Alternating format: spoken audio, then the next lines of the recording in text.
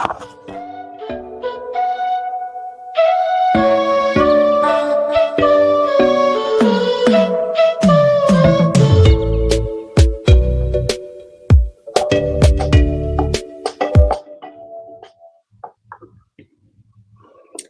hello, hello, everyone, and welcome to Love in Rare Form. So, as you can see, I'm a party of one, and I know you all have been waiting. It's kind of difficult trying to do a marriage podcast on your own, but we're going to see how this is going to work out. So, welcome to another episode of Love in Rare Form, where we keep love real, relevant, and refreshing. I have several things going on here, so let's hope that we can keep things together. I am your host, Lakeisha Elder, my co-host, Charles Elder. My lovely husband of 27 years can't be with us. He is under the weather, but he is on the road to recovery from this crazy weather we've been having so far. So please keep him in your prayers. Today, we're diving into a topic that every couple, whether newly married or decades deep, can relate to, and that is building trust and honesty, especially when trust has been shaken. Trust is the heartbeat. And let me talk to you more about how that heartbeat works, because when you talk about trust is so very important, right? And we look at trust as, when we look at our partner, can we trust our partner or can we not trust our partner? And honesty, because we always want to be honest with one another, especially when you're in a relationship. So we're definitely going to talk about that. And I am going to Okay, so trust is a heartbeat of intimacy. Without it, love becomes work, but with it, love becomes a safe place. So, what trust really means in marriage? Let's talk about that, because trust isn't just "I believe you won't hurt me." Trust is "I believe you care about my heart." It's built through consistent actions, truth telling, and emotional safety. Now, one of the things that we definitely want to make sure is that there is emotional safety when you're in any type of relationship. And honesty isn't just telling the truth, it's being truthful about who you are, how you feel, and what you need. Honesty leads to clarity, and clarity leads to connection. And I want to go back and just kind of talk about that, because my husband and I recently went through counseling over matters concerning our heart as a couple and as leaders and as role models. And we needed a place of emotional safety where we could share and be transparent. And what was life-changing for me was that after sharing our hearts and being poured into, we were given a plan of restoration. And after our counseling session, it wasn't until then that I realized how important working through a restoration plan was. And so when we talk about that, if you are part of our Patreon community, we're going to send you, as a couple's worksheet on building trust and honesty that coincides with this session. And you and your significant other can work through this worksheet as your POR, recovery, in your spare time as well. Okay, so you don't have to really do it now alongside of this session, but it will help. But you can work through it together and just kind of take your time and walk through it throughout the week, okay? In your spare time, make sure you take the time to personally reflect and walk through the process together. We want each couple to, because this can be very helpful. This is not necessarily the plan of restoration that we went through months ago, but this is a plan of restoration and a worksheet that you can walk through just to kind of put a pulse on your honesty and, how you are being honest with one another and the integrity part of it and all of that. So we definitely want to rebuild, right? Trust and honesty. So one of the things you may want to know is how to get to our Patreon. So you go on our website, which is loveandrareform.com.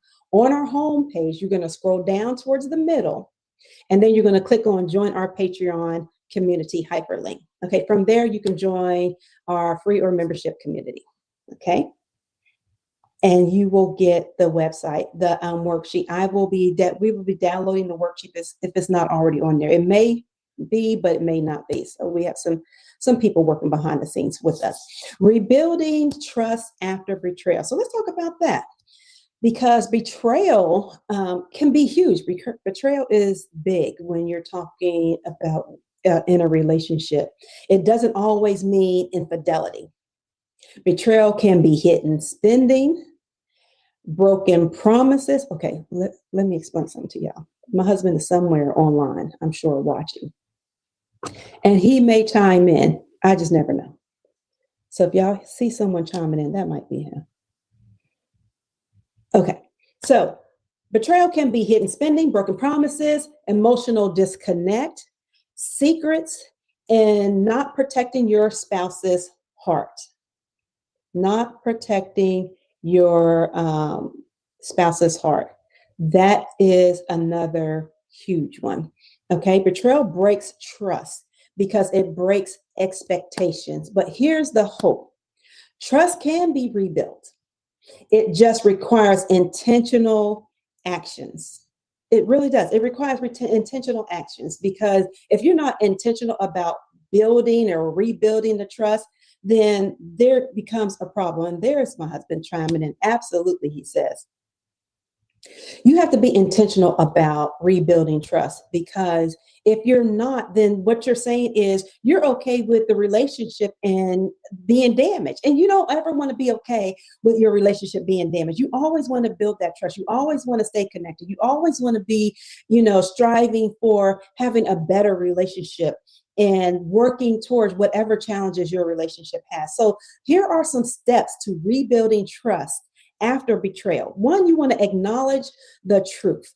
You cannot rebuild what you refuse to admit. The one who broke trust has to own the truth fully, humbly, without excuses. Own it. You know how sometimes we'll talk to our significant others or our husbands, our spouses, even if you are planning on getting married, and if there was any type of trust broken, sometimes you just got to be like, you know what? Yeah, it was me. It was all me. I'm the one broken. I'm the one responsible for the damage to our relationship. I'm going to own it in this minute, in this hour, in this season. I'm going to own it. Don't try to excuse it away. Well, I'm going to own it, but I only did this because no, own it without saying but or because. We have to own it. Apologize and demonstrate accountability. A genuine apology isn't I'm sorry. If you felt that way, it's I'm sorry for what I did and how it impacted you. Accountability means allowing your spouse to see your progress. You have to allow them to see the progress. You can't just say, okay, I'm sorry, and own it. And then next thing you know, nothing changes. Nothing changes, because we do want change. When you're rebuilding trust after betrayal, there has to be a change in behavior. It has to be a change in behavior. So accountability means allowing your spouse to see your progress. They have to see it. If they don't see it, how are they going to, acknowledge anything? How are they going to know that, okay, they have apologized, they've owned it, and now I can actually see their behavior changing to make amends, to atone for what they did and how they broke the trust and how they created a betrayal and a wedge in between our relationship. So you want your spouse to see the progress. And rebuild through consistency. Trust grows in the small daily actions, showing up, being reliable, keeping your word. We always want to do that. Keep your word. Y'all see that, don't you? Okay, so you always want to keep your word. Sorry about that. I had to grab a drink. Another thing, we want to reopen communication. Talk through what happened and what boundaries need to be rebuilt. Don't sweep it under the rug. Healing requires courageous conversations. And I say healing requires crucial conversations, but when you can be courageous, listen, healing means that I don't know how this my spouse is going to take this. I've had to have some courageous conversations with my husband. And when we talked about the one about spending, so I've had to have some courageous conversations. And I know a lot of times we'll hide stuff in well, okay, I'm not gonna say we. Let me speak for myself. Because sometimes I'll hide stuff in the garage or wait to leave it in the car, wait till he's not home or whatever, run upstairs, and then a couple days later, pull it out and be like, oh yeah, I've had this. Where'd that come from? Oh, I've had this. Well, listen, even that can break, like my husband says, talk about broken conversations. Even that can break a conversation. You have to be courageous enough to say, you know what? Listen, I bought it a while ago. I bought it 2 days ago, and it was over my $50. We talked about that $50 spending limit. It was over my $50. So listen, we have to be courageous enough to just kind of talk about it. So reopen communication. Talk through what happened and what boundaries need to be rebuilt. Don't sweep it under the rug. Healing requires courageous conversations. Remember that. And the scripture says in Psalms 147:3, he heals the brokenhearted and binds up their wounds. God is the only one who can heal the parts of us that betrayal breaks. Okay? That betrayal breaks. Sometimes we may look at okay, even though man hurt us or man broke betrayal, but God heals the betrayal. God heals.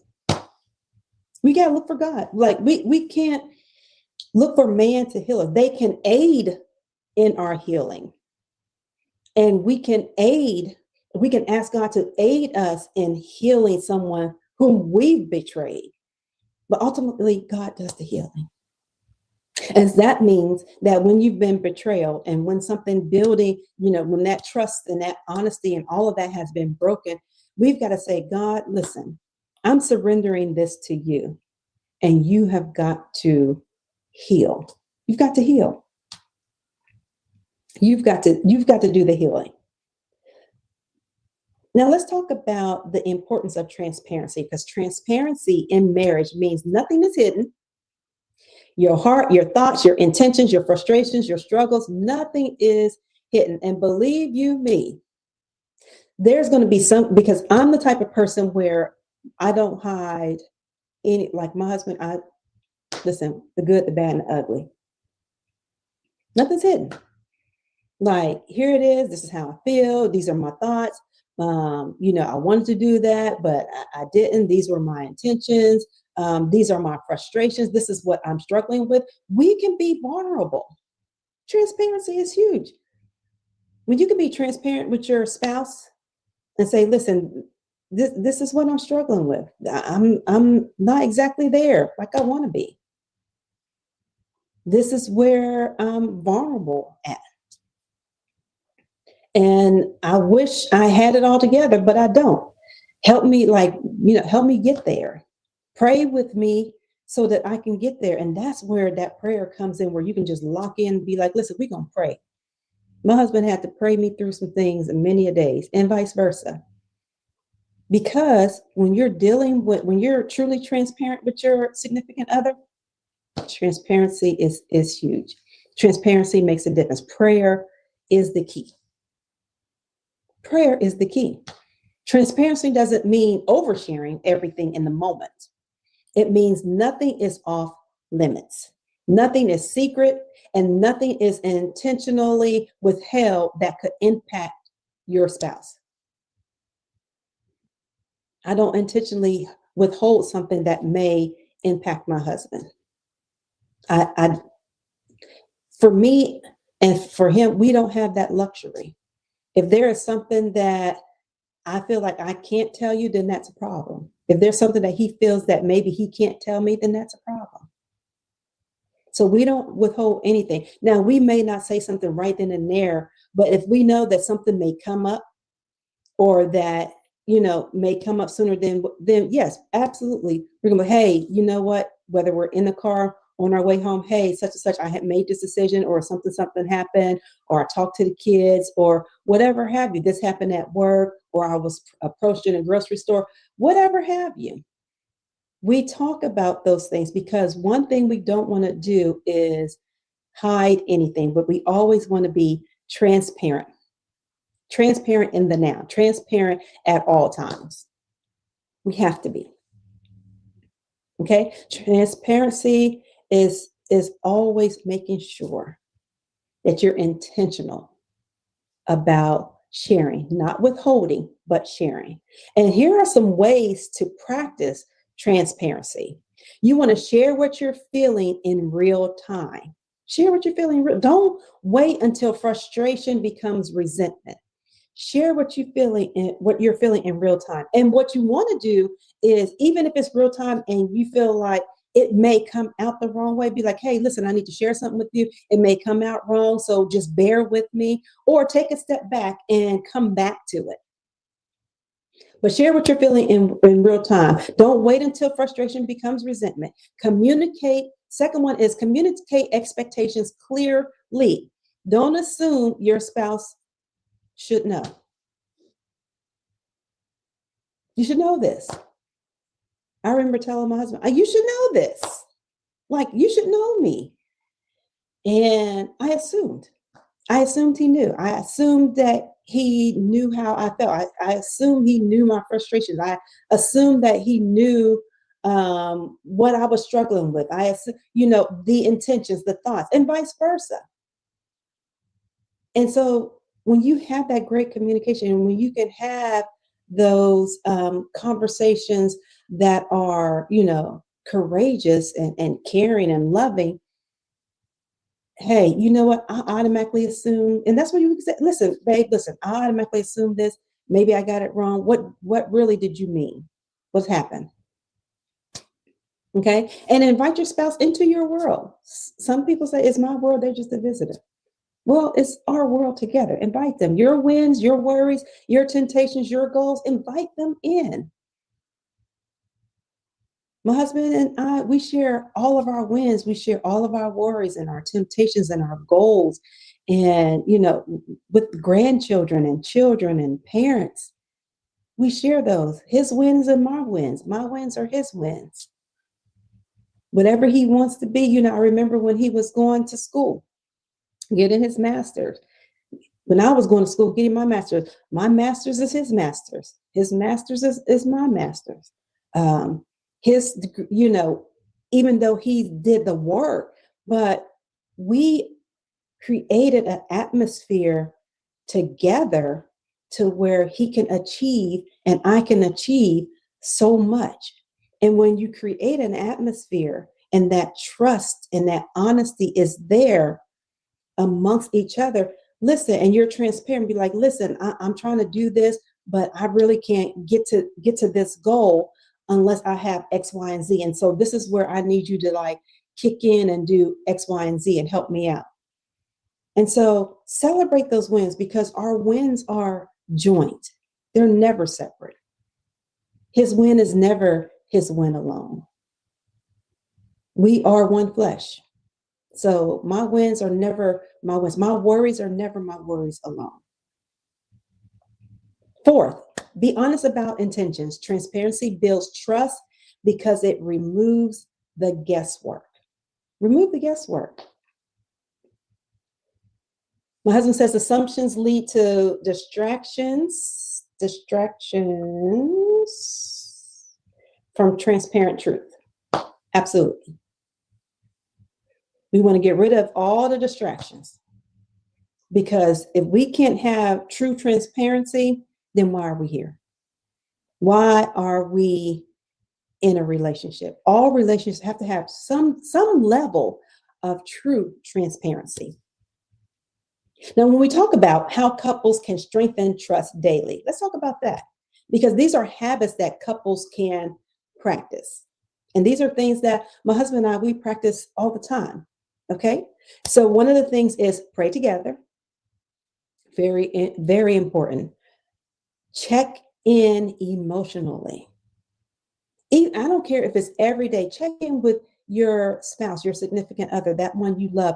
Check in emotionally. Hey, how are you doing? When we talk about what was the one that we talked about recently is the assumptions. You know, I would call my husband, be like, "Hey, how you doing?" And immediately he would go into his day. Oh, I'm at work. It took me this long to get to work. You know, traffic was crazy. So, and we had a conversation. I'm not necessarily worried about the things around you right now. What I want to know is, how are you doing? And what I meant was, because I assumed he understood. And what I meant was, don't tell me about work or, your travel to work, your travel from work. Tell me about how you're feeling. There are so many changes that are going on with the government. And when you have changes that are going on with the government, your spouses, we have to know how they're feeling. How is this making you feel? Because mental health, anxiety, depression, all of that is important. So I want to make sure that when he's out there conquering the world,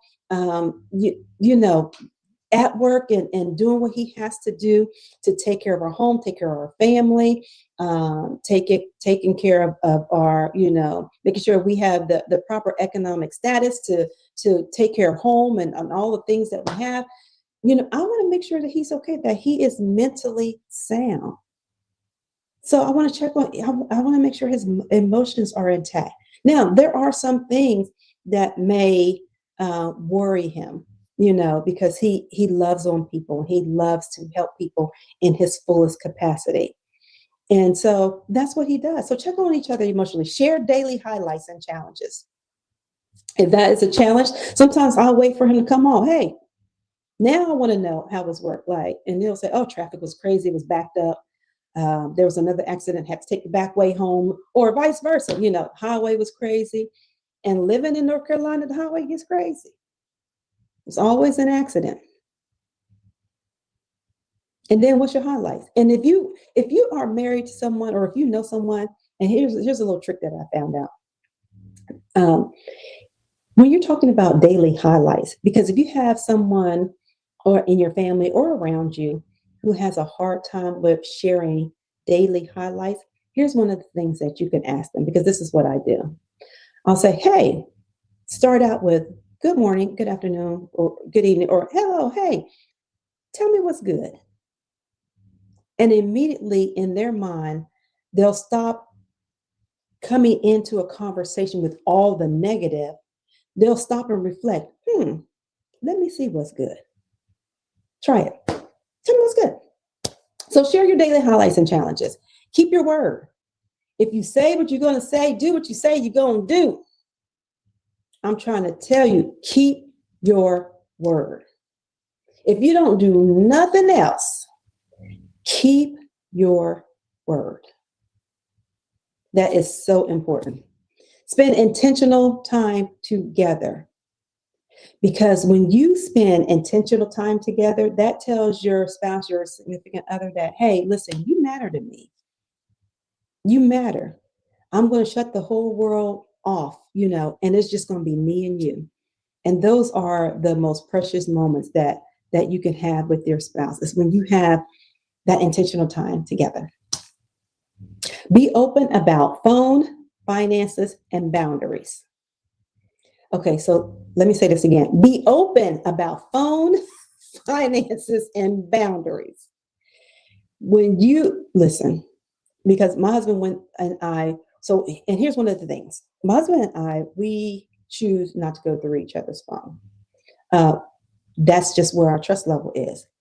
Sometimes, and this just happens because we talk about what love in rare form, and we talk about transparency. There has come a time, like, I am a person that I watch behavior. So it's not so much as what people say or what they don't say. I watch people's behavior. And when their behavior is off, I'm thinking, it's a red flag. And so something he was doing, and it wasn't out of something that he was doing wrong. It was just that I'm thinking his behavior shifted. And why did his behavior shift? And so I went into his phone, which is something I never, ever do. And then, when you start doing stuff that you probably should not be doing, or when the enemy is at work, because when you're going in the phone, even though he could care less if I go in the phone, but if you go looking for stuff, you're going to find something. I didn't find anything, but the enemy had a whole field day with that craziness. I promise you, it was craziness. And we had to have those courageous conversations to where we were honest. Be like, hey, I went in your phone. I'm thinking, what in the world is this? Blah, blah, blah, blah, blah. And he was like, babe, I was checking up on something, And that little thing, that little molehill became a mountain because I went in his phone. So, and it wasn't about, he wasn't open about his phone. I should have been open about getting the phone and going in it, which I wasn't. We'll talk later. So be open about phone finances. Finances can make or break a marriage, a relationship. They can. If you're constantly worried about finances, fighting over finances, the struggle of finances, get a financial advisor. Have someone walk with you with your finances so that both of you can be on the same page of where your finances should be. But never, ever argue about finances, okay? Practice being open about your phone, your finances, and your boundaries. Boundaries are what? You set the boundaries. What may be boundaries for my husband and I may be different boundaries for someone else. So you set your boundaries of what you want those to be. Practice being open with your boundaries. Hey, these are my boundaries. One of the boundaries we have is I try not to, dump on my husband, as soon as he come in the house. That's a boundary because I feel that every man, I'm not going to say man or woman, when they come home from work, they need some time to woosah. They need time to come down out of their day. Hey, come on down out of your day. I'll leave you alone. Now, if there's something pressing or urgent, or if he comes in, or if I come and say, hey, you know what, I need to do X, Y, and Z, let me tell you about this, then yes, you know what? They're open for discussion. They're open for talking. The boundaries have been relaxed for today. But if you have boundaries, set those boundaries. Okay. And lastly, thing to practice for couples, celebrate progress, even small steps. Even small steps. It can be the least little thing. Hey, I got an A on my paper, or hey, I lost a pound today and I was able to manage to keep it off for a whole week. Celebrate the small steps. I got recognized at work. I got asked to speak at a conference. Celebrate progress, even the small steps. Trust is not built in a day, but it is built daily. Trust is not built in a day. It's built daily. Daily, we have to practice transparency. We have to practice building trust, building honesty in our marriage. And so in closing, if you're building trust, grace is required. Healing takes time. Forgiveness takes courage. And if you're strengthening trust, stay intentional, stay honest, stay open. Trust is the foundation and transparency is the frame. So when we bring honesty and transparency into our marriage, we give our spouse a safe place to love us fully. I don't want my husband to halfway love me. He doesn't want me to halfway love him. Love me fully, which means that, listen, here it is, raw and unfiltered, real and unfiltered, right? And that's the name of our community. So you'll see that on our Patreon too. Real and unfiltered. And that's what we're going to be in our chat. Real and unfiltered. So thank you for tuning in.